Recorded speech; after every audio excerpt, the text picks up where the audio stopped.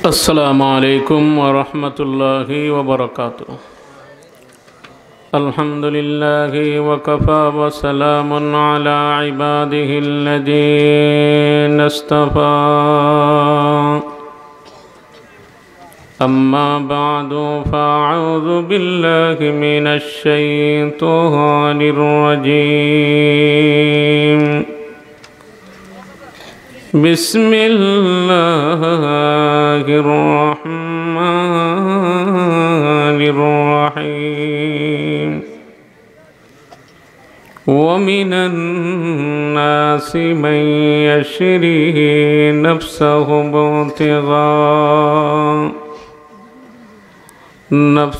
ابتغاء مرضات الله والله رؤوف بالعباد.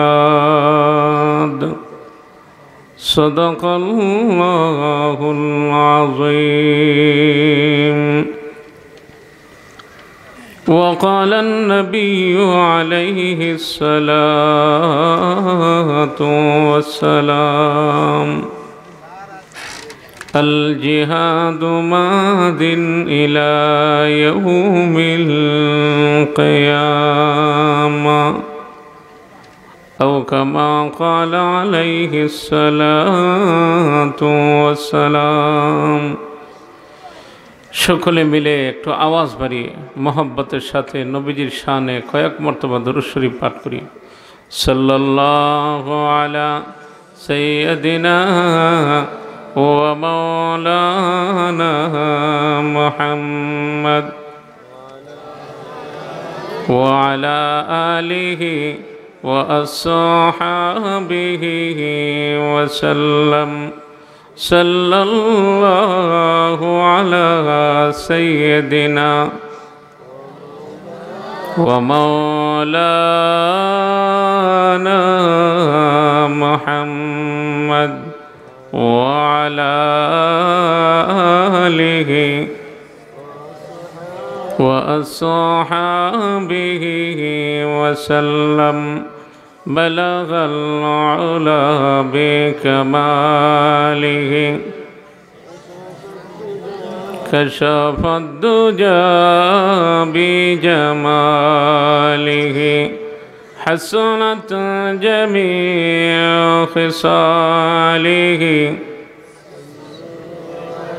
صلوا عليه وآله. لا إله إلا الله.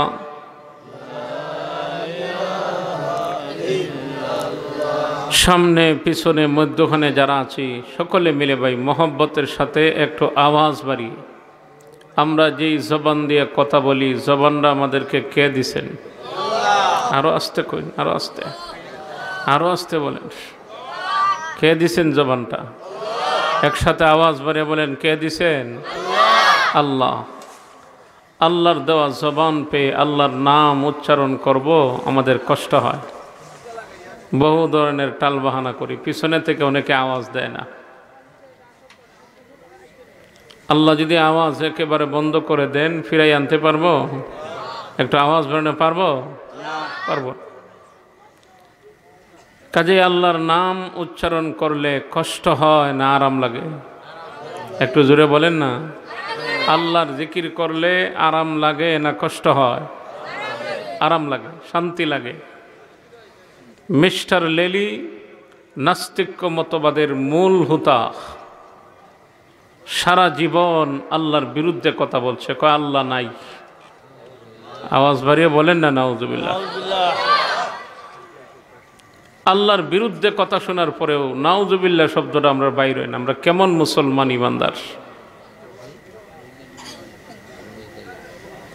আজকে আমাদের এই বাংলাদেশে 90% মুসলমানের দেশ হইল বাংলাদেশ। জুড়ে বলেন ঠিক কিনা? না কোনো সন্দেহ আছে আপনাদের? একটা আওয়াজ, কোনো সন্দেহ আছে? 90% মুসলমানের দেশে গোটা কয়েকটা নাস্তিক এমন আওয়াজ দেয় সারা বাংলাদেশ কাঁপাইয়া দেয়। অথচ নাস্তিকের আওয়াজের চেয়ে ইমানদারের আওয়াজের পাওয়ার কম না বেশি? বেশি। একটু আওয়াজ বাড়িয়ে বলেন না, কম না বেশি? পিছনে যারা আছে কথা বলেন না, সকলে মিলে একসাথে আওয়াজ বেড়ে বলেন, ইমানদারের আওয়াজে পাওয়ার আছে না নাই? একসাথে আওয়াজ বেড়ে বলেন, আছে না নাই? ইমানদারের আওয়াজে কত পাওয়ার দেখেন। উমর রাদিয়াল্লাহু তাআলা মদিনার মসজিদে নববী থেকে আওয়াজ দিয়েছেন। কোথায় থেকে আওয়াজ দিয়েছেন?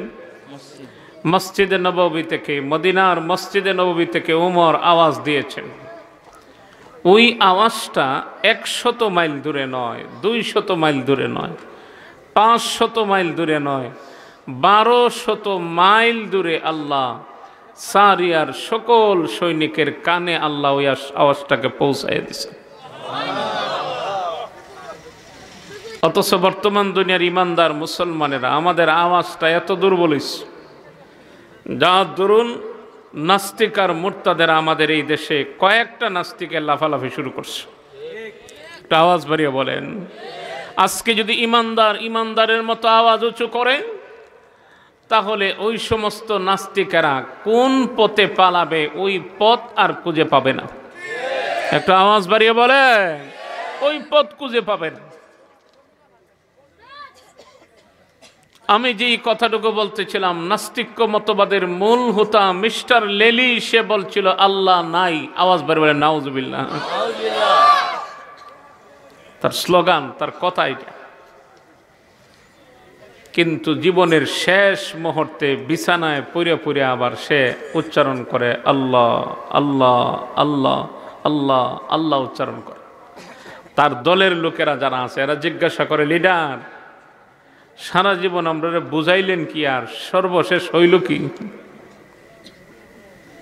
আপনি সারা জীবন বুঝাই আরেক দলে নিলেন, এখন তো আপনি নিজেই ওই দলে চলে গেলেন।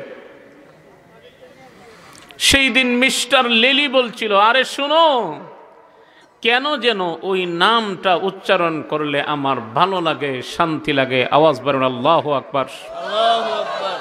আল্লাহ আল্লাহ ক্যা মুবারক নাম হ্যায়, अल्लाह अल्लाह आशिकों का काम है, अल्लाह अल्लाह क्या मुबारक नाम है, अल्लाह अल्लाह आशिकों का काम है, अल्लाह अल्लाह इच शीरी हस्त नाम, शीर शुक्र मिशोद जानम तमाम। अल्लाहु আকবার। আল্লাহর নাম উচ্চারণ করলে শান্তি লাগে না লাগে না? একটা আওয়াজ বের হলে শান্তি লাগেনি না লাগে না? শান্তি লাগে। কাজেই আমরা আল্লাহর নাম উচ্চারণ করব আওয়াজ বাড়ায়া না কমায়া? একটা আওয়াজ বেরোন, আওয়াজ বাড়িয়ে না কমায়া? কারা কারা কমাইয়া দিবেন হাতটা তুলেন। আছেন এরকম কেউ? মাশাআল্লাহ, সকলেই সজাগ আছেন। এবার কারা কারা পারবেন দুই হাত তুলেন, দুই হাত তুলেন, আওয়াজ বাড়ায়া। একসাথে একসাথে সকলে মিলে বলিষ্ঠ আওয়াজ একটা তাকবীর দেই, নারে তাকবীর। আর একটা আওয়াজ বেরে, নারে তাকবীর। দ্বীন ইসলাম জামিয়া মুহাম্মদিয়া বুইগাঁও, নারে তাকবীর। ইসলামী মহাসম্মেলন। মাশাআল্লাহ, হাতটা নামান। আমি জানি আপনাদের কষ্ট হইতেছে, কারণ রাত প্রায় আর 7 মিনিট বাকি আছে, 1টা বাজার। কত মিনিট বাকি আছে? 7 মিনিট। আপনারা মনে মনে ভাবতেছেন যে হুজুর যেই সিস্টেমে শুরু করছে, না জানি আজকে কয়টা বাজায়। সেটা অনেকেই ধারণা করতেছে। আমি কতটুক সময় কাটাবো এটা আমার উপরে নয়, এটার সিদ্ধান্তটা সম্পূর্ণ আপনাদের উপরে। আপনারা যদি বলেন 3 মিনিট, আমি চেষ্টা করব 3 মিনিটে আমার মূল বক্তব্য শেষ করার, আল্লাহ যদি তৌফিক দেন। আপনারা যদি বলেন না হুজুর যেহেতু শুরু করছেন তাহলে 10 মিনিট, নাহলে 15 মিনিট, আপনারাই বলেন কত মিনিট। একজনে বললে তো আর হবে না। সকলে মিলে আওয়াজ বাড়িয়ে বলেন কত সময়? হ্যাঁ, মাত্র 1-2টা হাত উঠছে, 1 ঘন্টা। আর বাদ বাকি বোঝা গেল আমরা নাই ঘন্টা।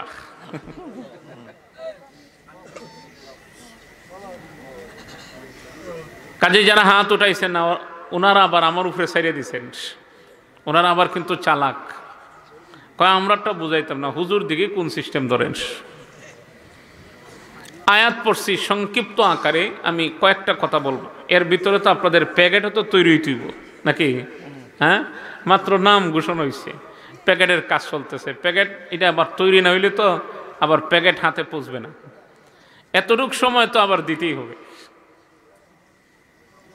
সংক্ষিপ্ত আকারে কথাগুলি বলবো। ইসলামের সূচনা লগ্নে মুসলমানের সংখ্যা ছিল কম। আমাদের পেয়ারা নবীর বয়স যখন 40 বছর একদিন হলো, আল্লাহর পক্ষ থেকে আমাদের পেয়ারা নবী ওহী প্রাপ্তি হলেন। আল্লাহ একটা দায়িত্ব দিলেন। কি দায়িত্ব? وأنذر عشيرتك الأقربين।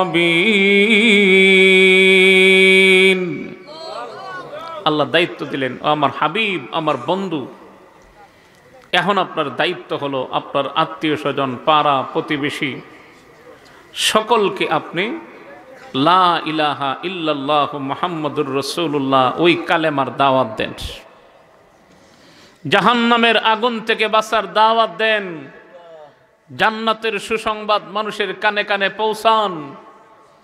পেয়ারা নবী যখন ওই দাওয়াতের মিশন শুরু করলেন, তখন দূর দূরান্ত থেকে এসে নবীজির দরবারে হাজির হয়ে কালেমা পড়ে মুসলমান হতে লাগলো।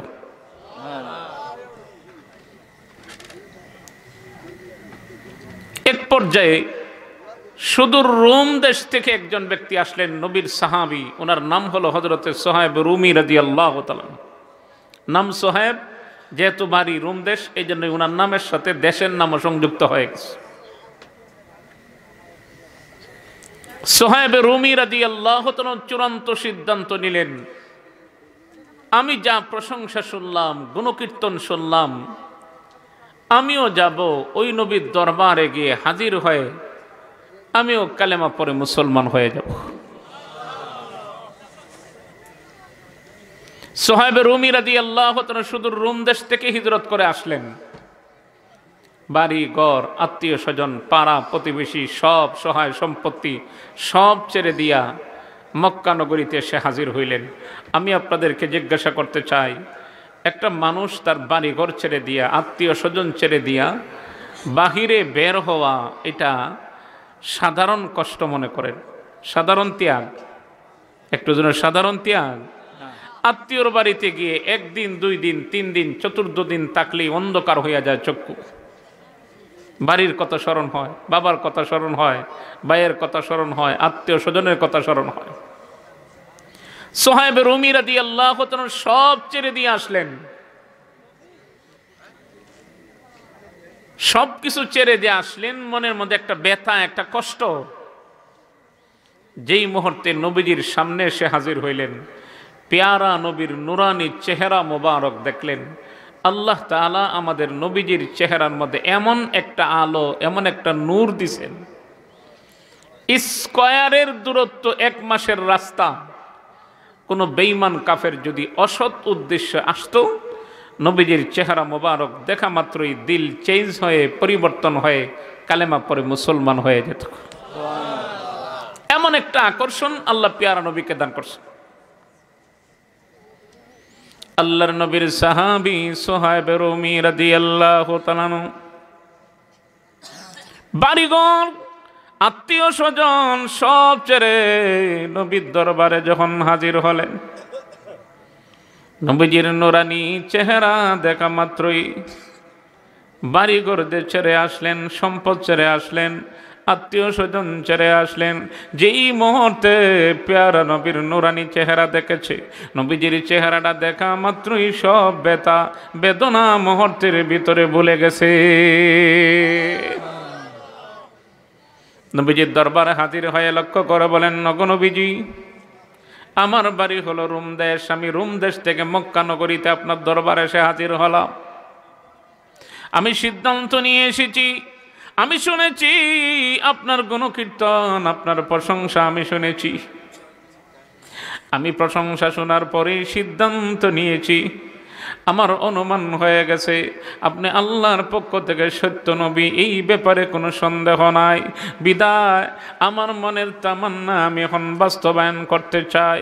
ওগো নবীজি, আপনি আমাকে কালেমা পড়ায় মুসলমান বানায়া দিন, আমি এই মুহূর্তে কালেমা পড়ে মুসলমান হয়ে যেতে চাই। নবীজি কালেমা পড়ায় মুসলমান বানায়া দিলেন। মক্কা নগরীতে অবস্থান শুরু করে দিয়েছেন। কিছুদিন গেল না, আল্লাহর নবী মক্কা থেকে হিজরত করে মদিনাতে চলে গেলেন। সাহাবা রুমি রাদিয়াল্লাহু তাআলা সিদ্ধান্ত নিলেন, কোথায় আমার বাড়ি হলো রোম দেশ, কোথায় মক্কা নগরী। টার্গেট একটাই ছিল, নবীর দরবারে থাকা, নবীজির নুরানি চেহারার দিকে তাকায় থাকা। মক্কাতে আসার পরে কিছুদিন অতিবাহিত হওয়ার পরে আমার নবী মক্কায় নাই, আমার নবী তো মদিনায় চলে গেছেন। বিদায় আমি আর মক্কায় থাকতে চাই না। যেই মক্কায় নবী নাই, ওই মক্কায়ও আমি নাই। নবী যেহেতু মদিনায়, আমি মদিনা গিয়ে হাজির হয়ে আল্লাহর নবীর নুরানি চেহারা মোবারক আমি দেখতে চাই। ভাইয়ের আমার, বিশ্বনবীর সাহাবী সাহাবা রুমি রাদিয়াল্লাহু তাআলা চূড়ান্ত সিদ্ধান্ত নিলেন, আমি মক্কায় থাকবো না, আমি মক্কা থেকে হিজরত করে মদিনায় আমি চলে যাব। কিন্তু মক্কার বেঈমান কাফেরেরা বাধা হয়ে দাঁড়ালো। ওরে সাহাবা রুমি, তুমি যা চাও মনে করছো সহজেই তুমি বাস্তবায়ন করে নিবা, এটা কোনোদিন বাস্তবায়ন সহজ নয়। কারণ এই পৃথিবীর জমিনে ইমানদার যারা হয়, মুমিন যারা হয়, ইমানদারের জীবনে পরীক্ষা আছে না নাই? আরো আস্তে কই, একসাথে সকলে মিলে আওয়াজ বাড়িয়ে বলেন, ইমানদারের জীবনে পরীক্ষা আছে না নাই? একসাথে আওয়াজ বাড়িয়ে বলেন, আছে না নাই? ভাইয়া আমার, এই পৃথিবীর জমিনে ইমান গ্রহণ করা মাত্রই পরীক্ষা আসা স্বাভাবিক। এই পৃথিবীর জমিনে ইমানদার যারা হয়, ইমানওয়ালা যারা হয়, ইমানটা গ্রহণ করা মাত্রই পরীক্ষা শুরু হয়ে যায়। এই পৃথিবীর জমিনে এমনও ইমানদার আছে, তার শরীর থেকে যদি হাতকে আলাদা করে দেওয়া হয়, পাকে যদি আলাদা করে দেওয়া হয়, শরীর থেকে মাথা যদি আলাদা করে দেওয়া হয়, শরীর থেকে যদি তার চামড়াকে উল্টায় ফেলা হয়, শরীর থেকে যদি হাড্ডি থেকে গোশতগুলো আলাদা করে দেওয়া হয়, এই পৃথিবীর জমিনে অতীতেও এখনো কিয়ামত পর্যন্ত এমন ইমানদারেরা আছে, থাকবে, জীবন চলে যাবে, এরপরও একটা সেকেন্ডের জন্য ইমান হারা হবে। আর একটু জোরানো হবে, ইমান হারা হবে না। কারণ ইমান বড় দামি জিনিস, ইমান বড় মূল্যবান জিনিস। এই পৃথিবীতে ইমানদারেরা সব ছেড়ে দেয়, কিন্তু ইমান ছাড়ে না। ওই সমস্ত ইমানওয়ালা যারা আছে তাদের ব্যাপারে মহান আল্লাহ কোরআনুল কারীমের ভিতরে জায়গায় জায়গায় বিভিন্ন আয়াতে আল্লাহ ইমানদারদেরকে সুসংবাদ দিয়েছেন। একসাথে আওয়াজ করে বলে আল্লাহু আকবার। ولا تهنوا ولا تحزنوا وأنتم الأعلون إن كنتم مؤمنين। সত্যিকারের ইমানদার যদি হও, মুমিন যদি হও, চিন্তার কোনো কারণ নাই, ডর ভয়ের কোনো কারণ নাই। আল্লাহর পক্ষ থেকে সাহায্য আসবে। ও পৃথিবীর মুসলমান, শোনো, এই পৃথিবীর জমিনে আল্লাহর সাহায্য যাদের কাছে আসে এরাই তো বিজয়ী হয়। সংখ্যায় কম থাকলেও তো এরা বিজয়ের মালা পরে। আওয়াজ বাড়িয়ে বলেন ঠিক কিনা? আর একটু জোরে বলেন। এমন নজির দৃষ্টান্ত তো ইসলামের ইতিহাসে আছে। প্রথম যুদ্ধ বদরের যুদ্ধ। বদরের যুদ্ধের ময়দানে মুসলমানের সংখ্যা ছিল মাত্র 313 জন। মুসলমানেরা 3টা পয়েন্টে দুর্বল। 1 নম্বরে দুর্বল পয়েন্ট ছিল মুসলমানেরা সংখ্যার বেলা দুর্বল, 2 নম্বরে অস্ত্রের বেলা দুর্বল, 3 নম্বরে পজিশনের বেলা দুর্বল।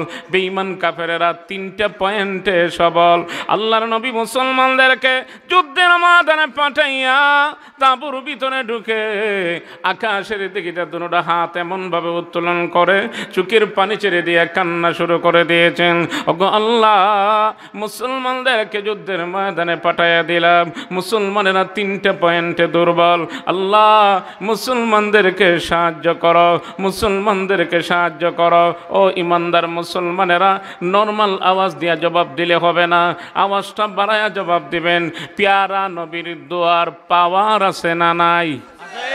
আর একটু আওয়াজ বাড়িয়ে বলে বিশ্বনবী রাহমাতুল্লিল আলামিন এমন ভাবে চোখের পানি ছেড়ে দিয়ে বিকট আওয়াজ দিয়ে কান্না শুরু করে দিয়েছেন।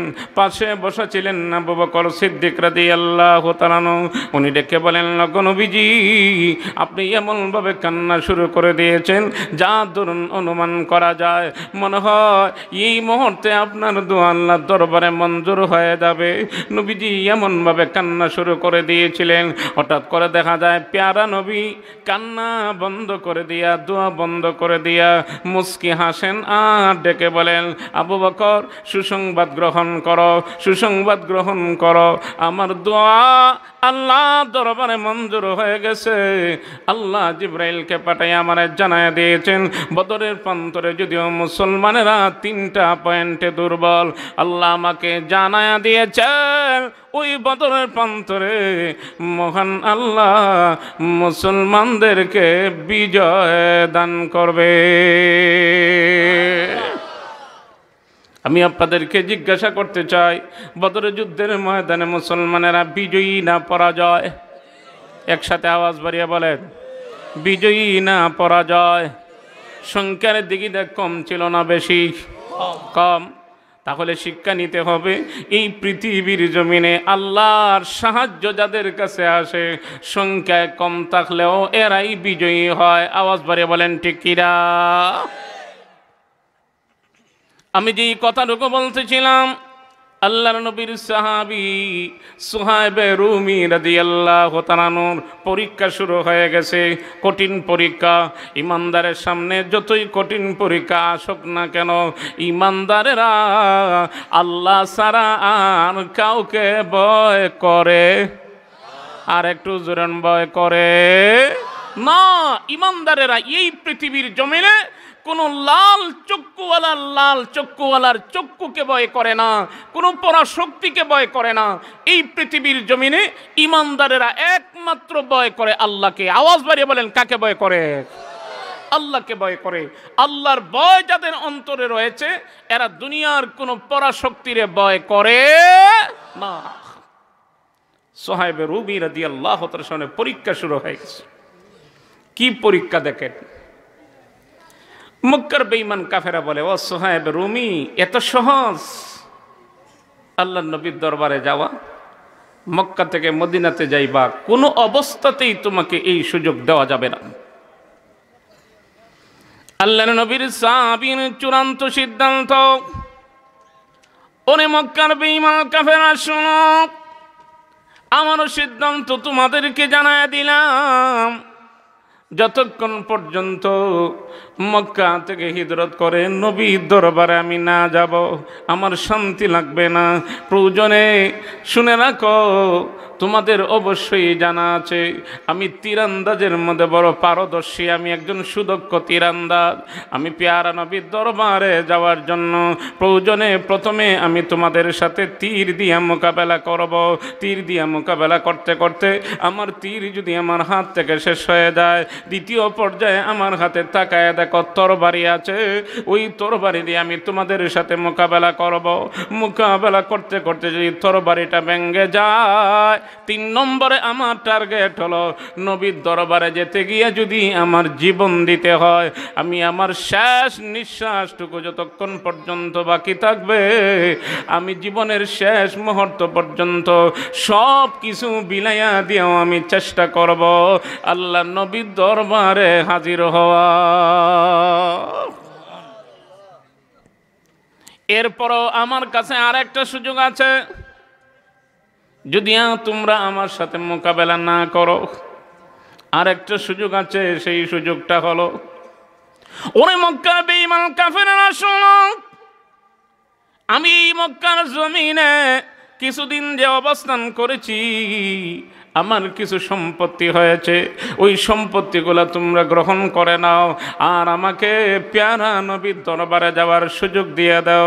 মক্কার বেঈমান কাফেররা চিন্তা করে দেখলো, আমরা তো ওর মোকাবেলা তীর দিয়েও সম্ভব নয়, তরবারি দিয়েও মোকাবেলা করা সম্ভব নয়, কারণ ও মোকাবেলা করবে জীবন দিয়া, আমরা তার মোকাবেলা করব জান বাঁচাইয়া। দুইটায় ব্যবধান আছে না নাই? আরো আসতে বলেন, একসাথে আওয়াজ বাড়িয়ে বলেন, ব্যবধান আছে না নাই?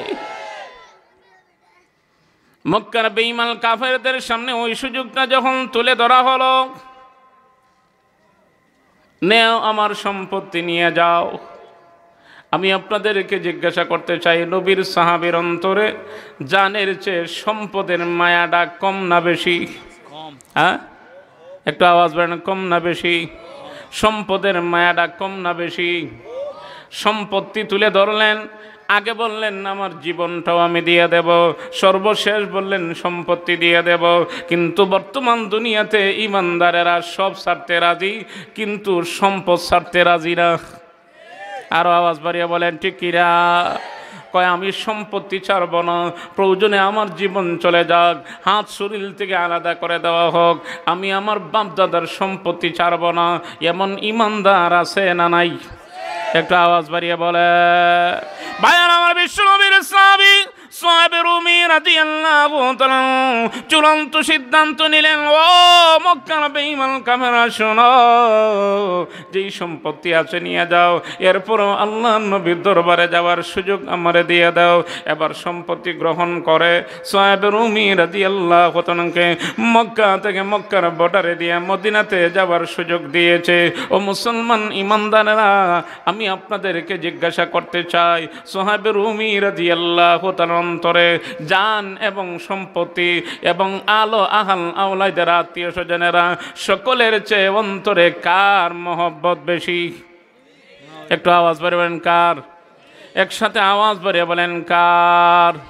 সব কিছু দিয়া আল্লাহ নবীর দরবারে হাজির হওয়ার জন্য রওনা শুরু করে দিয়েছেন। মদিনায় গিয়ে হাজির হয় নবীজির দরবারে বসা পেয়ারা নবী ডেকে বলেন, ও সুহাইবে রুমি, মক্কা থেকে মদিনাতে আসার পথে তুমি যেই ব্যবসা করেছো, ওই ব্যবসার মধ্যে তুমি কামিয়াব হয়ে গেছো। আওয়াজ বাড়িয়ে বলেন সুবহানাল্লাহ। ও নবীজি, আমি এমন কি ব্যবসা করলাম যেই ব্যবসায় আমি কামিয়াব হয়ে গেলাম, সফল হয়ে গেলাম?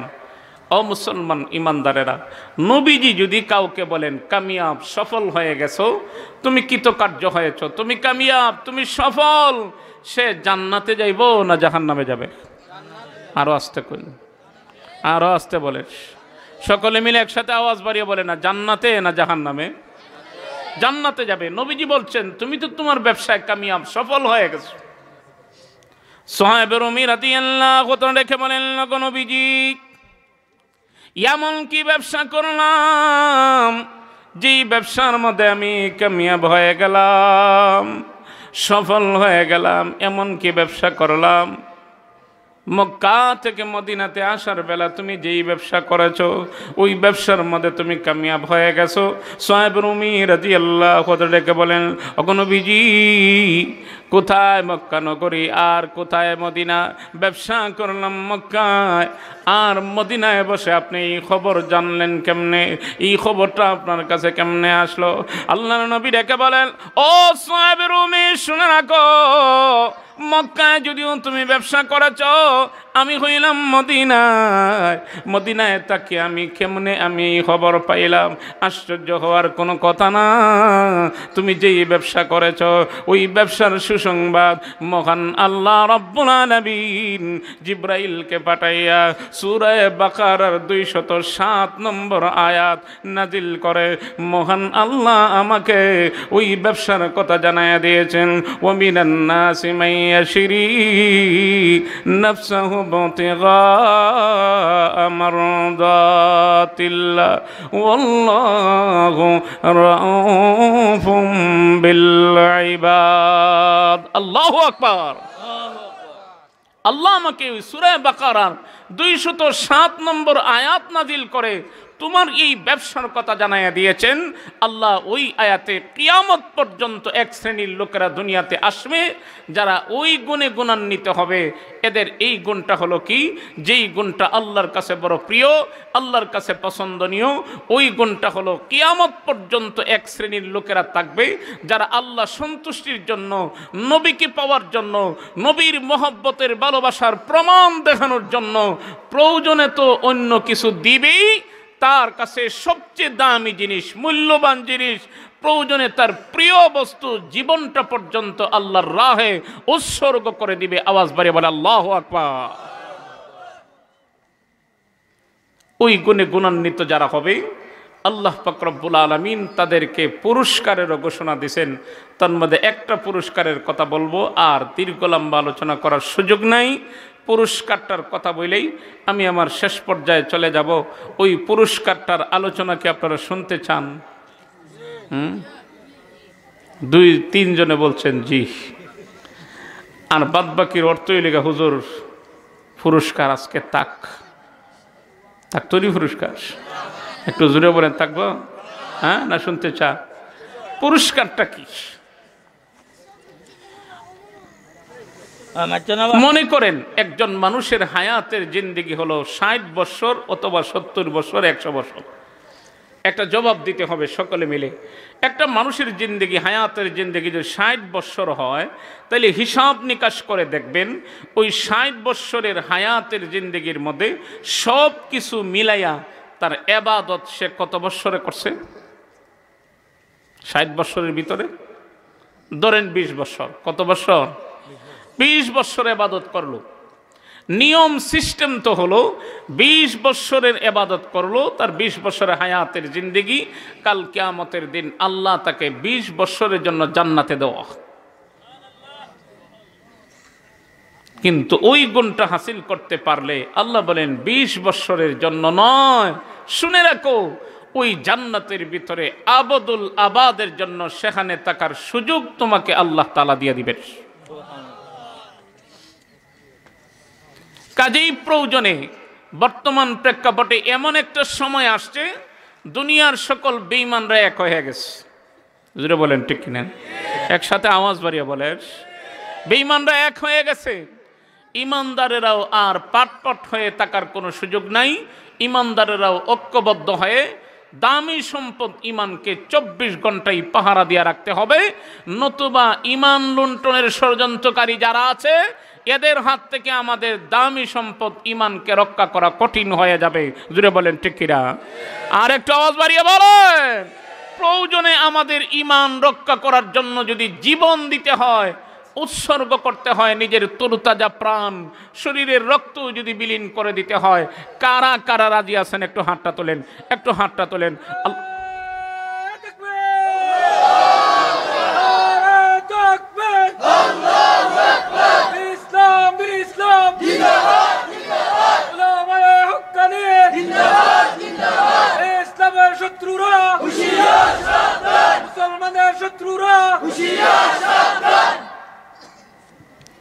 কাজেই এই প্রেক্ষাপটে আমাদের ইমানের প্রশিক্ষণের জায়গাগুলি হলো মাদারিসে কওমিয়া, মাদ্রাসাগুলি।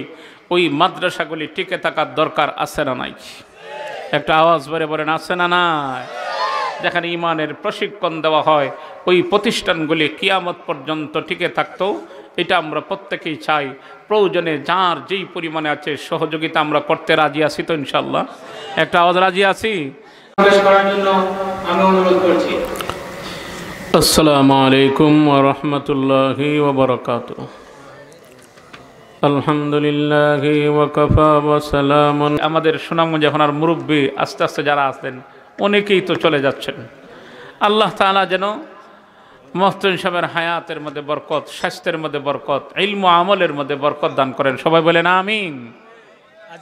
وعلى سيدنا مولانا محمد وعلى آله وصحبه وسلم. استغفر الله إن الله غفور رحيم. استغفر الله ربي من كل ذنب وأتوب إليك. لا حول ولا قوة إلا بالله العلي العظيم. لا إله ইল্লাল্লাহু মুহাম্মাদুর রাসূলুল্লাহ। আলহামদুলিল্লাহ الحمد لله رب العالمين والعاقبة للمتقين والصلاة والسلام على سيد الأنبياء والمرسلين والصلاة والسلام على تمام الأنبياء والمرسلين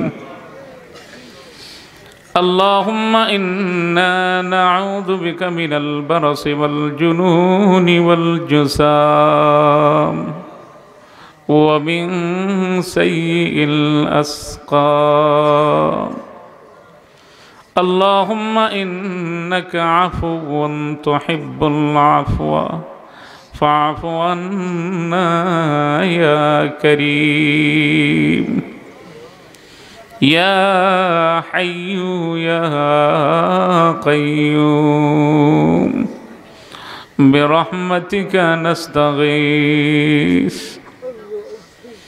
آئے لاگی غرق دریا گناہم تمہیں دانی وہ خود ہستی گواہم تو برائے اصل کردن آمودی نے برائے فصل کردن آمودی اللهم اغفر لنا ولوالدينا رب ارحمهما كما ربياني صغيرا ربنا آتنا في الدنيا حسنة وفي الآخرة حسنة وقنا عذاب النار ربنا لا تزغ قلوبنا بعد إذ هديتنا وهب لنا من لدنك رحمة إنك أنت الوهاب يا غفار الذنوب اغفر ذنوبنا ويا ستار العيوب استر عيوبنا في الدنيا والآخرة اللهم يا حلال المشكلات حلل مشكلاتنا في الدنيا والآخرة يا رافع الدرجات ارفع درجاتنا في الدنيا والآخرة يا دافع البليات ادفع بلياتنا في الدنيا والآخرة رب العالمين تمام জিন্দেগানির গুনাহগুলি মাথায় নিয়ে ভিক্ষুক কাঙ্গালের বেশে গুনার বোঝা মাথায় নিয়ে অপরাধীর বেশে সাইলের বেশে তোমার শাহী দরবারে হাত বাড়ালাম আল্লাহ। এই মজমাতে অনেক সাদা দাড়িওয়ালা মুরব্বিয়ানে কেরাম আছেন। এই মজমাতে এমন হাত রয়েছে যারা তোমার কাবার গিলাফে ধরে কান্নাকাটি করেছে। এমন হাত রয়েছে হাজরে আসওয়াদের পাথরে চুম্বন দিয়েছে। আল্লাহ মেহেরবানি করে এই মজমা থেকে তোমার দরবারে যার হাতকে পছন্দ হয় সেই হাতের উসিলায় আমাদের দুয়ারে কবুল আর মঞ্জুর করে মেহেরবানি করে तमाम জিন্দেগানির গুনাহ খাতাকে maaf করে দাও। রব্বুল আলামিন জানিনা আজকের দোয়া কার জন্য জন্মের শেষ দোয়া হয়ে গেছে। কত মানুষ ঘুমায় জীবনে কোনোদিন ঘুম থেকে উঠে না, বাড়ি থেকে বের হয়ে যায় জীবনে কোনোদিন বাড়িতে ফিরে আসে না। আল্লাহ জানি না কার জন্য কাফনের ফ্যাক্টরিতে কাফনের কাপড় জমা হয়ে গেছে মা। আল্লাহ মেহেরবানি করে আমরার গুনার দিকে না চেয়ে মা। আল্লাহ তোমার রহমতের ভান্ডারের দিকে তাকাইয়ে আমাদের तमाम জিন্দেগানির গুনাহগুলিকে মাফ করে দাও। আল্লাহ এই পৃথিবীর জমিনে আমরা চেনা ফরমান গুনাহগার পাপিষ্ঠ আর কেউ নেই। সারাটা জীবন ভর শুধু গুনার গুনাহ ছাড়া কোনো কিছু নেই। আল্লাহ যদি আমরা গুনাহগার, কিন্তু তোমার নাম তো গফফার, সত্তার নামের খাতিরে যেমন ভাবে আমাদের দোষগুলিকে ডেকে রেখে দিয়েছ মাবুদ, গফফার নামের খাতিরে আমাদের দোয়ারে কবুল আর মঞ্জুর করে तमाम জিন্দেগানির গুনাহ খাতারে মাফ করে দিয়া একটা মাসুম বাচ্চার মতো আমাদের সকলকে নিষ্পাপ বানায়া দাও। আল্লাহ যাদেরকে মাফ করে দিয়েছ দরজাত্রে বাড়ায়া দাও। আদম আলাইহিস সালাতু সালাম থেকে শুরু করে নিয়া এই পর্যন্ত যত মুমিন মুমিনাত কবরবাসী হয়ে গেছে, আল্লাহ এই মজমাতে অনেকেই আছেন নিজের হাতে বাবাকে কবরে রেখেছে, বাবু নিজের হাতে মাকে কবরে রেখেছে। অনেক মা বাবা মজমাতে আছেন নিজের হাতে সন্তানকে কবরে রেখেছেন বাবু। লক্ষ লক্ষ কিলোমিটার দূরে গেলে মুহূর্তের ভিতরে খবর নেওয়া যায়। 3.5 হাত মাটির নিচে গেলে আর কোনো খবর পাওয়া যায় না। আল্লাহ তাদের কবর জগৎরে উজালা করে দাও। আল্লাহ তাদের কবরে জান্নাতের বাগান বানায়া দাও। আল্লাহ তাদের কবরে জান্নাতের টুকরা হিসাবে কবুল আর মঞ্জুর করে দাও। মা বাবা যাদের নাই তাদের আত্মারে সন্তানের প্রতি রাজি আর খুশি করে নাও বাবা। আল্লাহ বিশেষ করে আমাদের এই বাংলাদেশে উজ্জ্বল নক্ষত্র আমাদের অভিভাবক যারা ছিলেন অনেকেই দুনিয়া থেকে বিদায় হয়ে কবরের বাসিন্দা হয়ে গেছেন। আল্লাহ আমাদের বুজুর্গ আকাবির আসলাফ যারা দুনিয়া থেকে বিদায় হয়ে গেছেন, আল্লাহ তাদের দরজাতকে তুমি বুলন্দ করে দাও। আল্লাহ তাদের দরজাতকে তুমি বুলন্দ করে দাও। আল্লাহ তাদের রেখে যাওয়া আদর্শগুলিকে আমাদের জীবনে বাস্তবায়ন করার তৌফিক দাও। আল্লাহ বিশেষ করে এই মাদ্রাসার আশপাশের যে মহল্লাতে কবরস্থান আছে মাহবুব, আল্লাহ প্রত্যেকের কবরে যা নিজের হাতে নিজের আত্মীয় স্বজনকে রেখেছে মাহবুব, আল্লাহ আজকের এই মাহফিলের तमाम সব তাদের কবরে পৌঁছায় দাও। আল্লাহ তাদের কবরে জান্নাতের বাগান বানায়া দাও।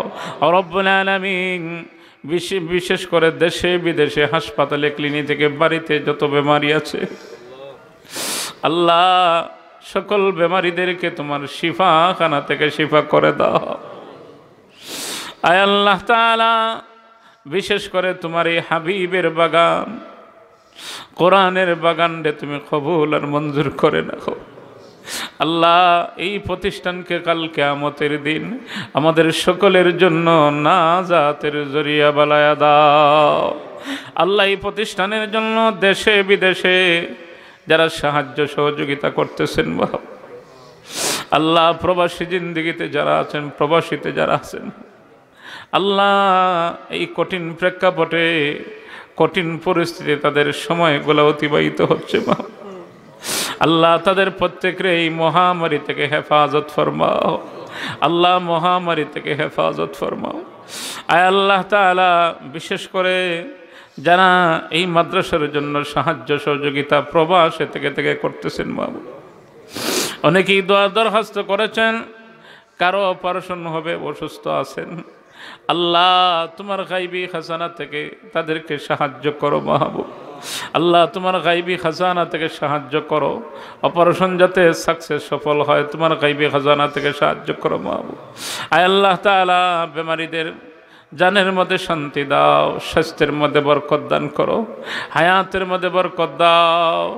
আল্লাহ বেমার রহমত, শিফা ও রহমত, আল্লাহ বেমার রহমত রে শিফা রহমত দ্বারা বদলাইয়া দাও।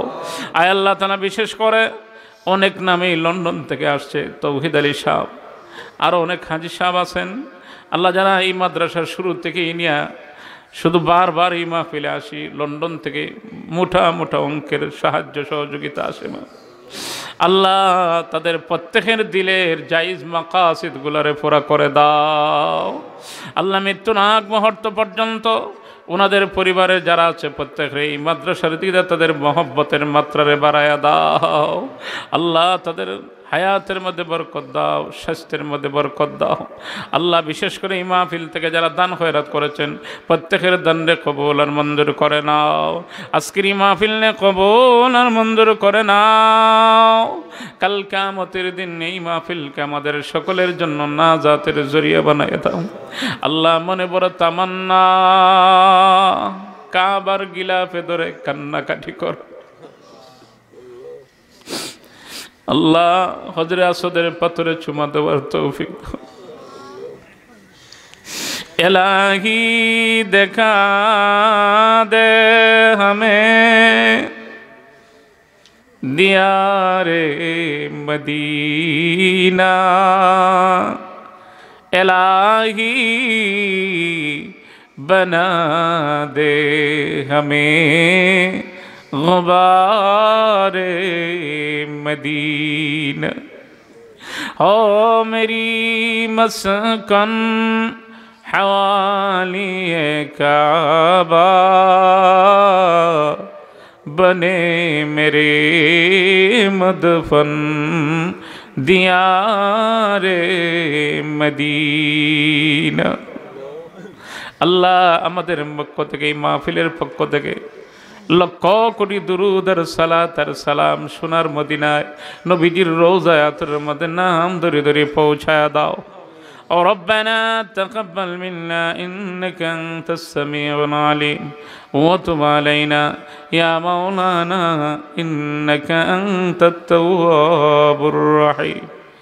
آمين آمين برحمتك يا أرحم الراحمين।